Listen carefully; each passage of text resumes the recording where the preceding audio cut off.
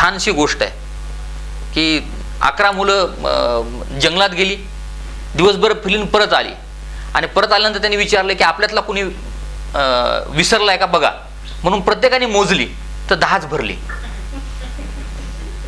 ते म्हणले आपल्यातला कुणीतरी एक राहिलेला आहे, 10च भरली. मग एकाने सांगितले की नाही स्वतःला मोज म्हणजे लक्षात येईल की आपण 11 आहोत म्हणून.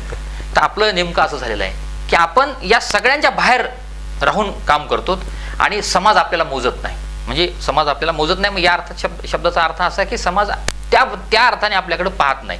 ज्यावेळेस कठीण प्रसंग येतो त्यावेळेस समाज आपल्या पाठीमागे किती उभा राहतो किंवा शासन किती उभा राहतं हे आपल्या लक्षात येतं. म्हणून अनेक पत्रकारांचे ज्यावेळेस दुर्दैवाने निधन होतं, आमच्याकडे आम्ही महाराष्ट्रात आत्ता परवा नगरच्या एका पत्रकाराला मदत करण्यासाठी आम्ही गेलो होतो, त्यांना मदत दिली.